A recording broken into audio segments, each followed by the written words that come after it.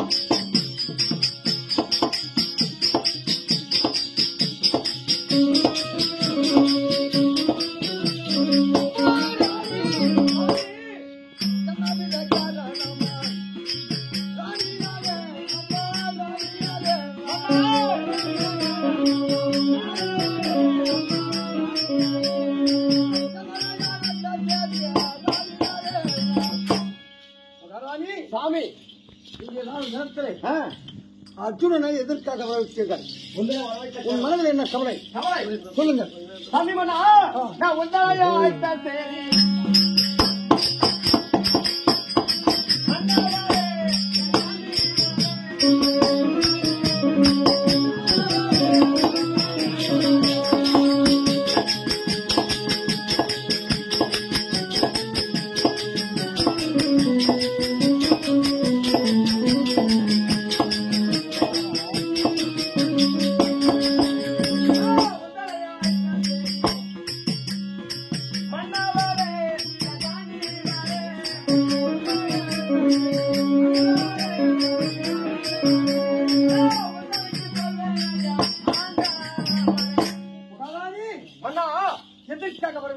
உன்னை எதற்காக வரவேற்றம் தெரியுமா?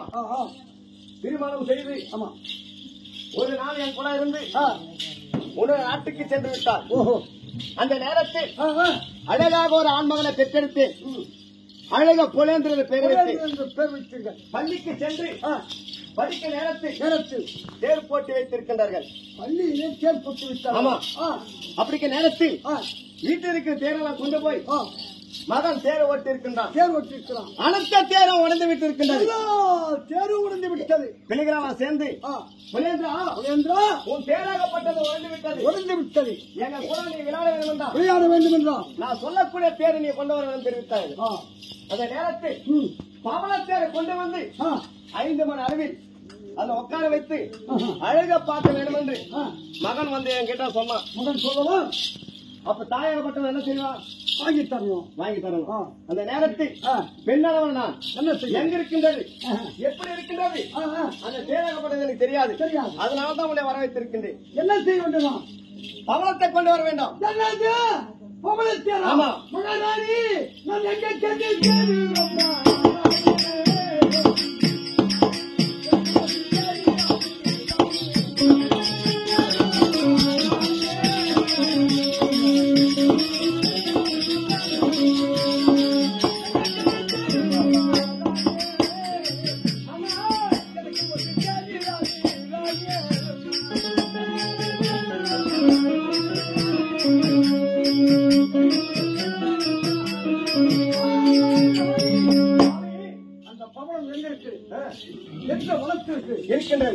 அர்ஜுனனுக்கு ஒன்றும் தெரியாது.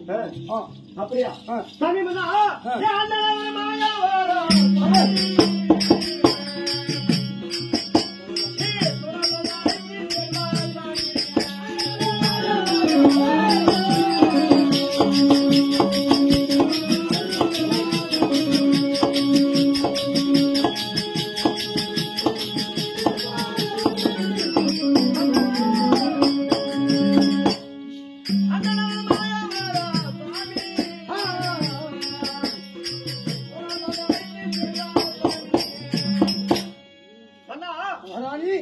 என்னோட அண்ணன் மாய கண்ணன் 10 அவதாரம் கொண்டவர்.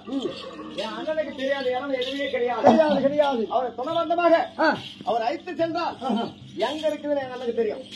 ஆமா மகாராணி மகனுக்காவது ஆமா உயிர் விட்டு அந்த பணம் எங்க இருந்தாலும் நான் சென்று பவனத்தை வெட்டி இழுத்து குந்தாக்கி மூட்டையாக கட்டி ரதத்தில் வைத்து 5 மணி அளவில் செல்வதை கொண்டு வந்து புலவனுக்கு அவனத்தை அமர்த்தி மகனை தேர்வில் உட்கார வைத்து இன்னொரு பாத்திரம் சென்று அப்படியே சுவாமி கோவிந்தா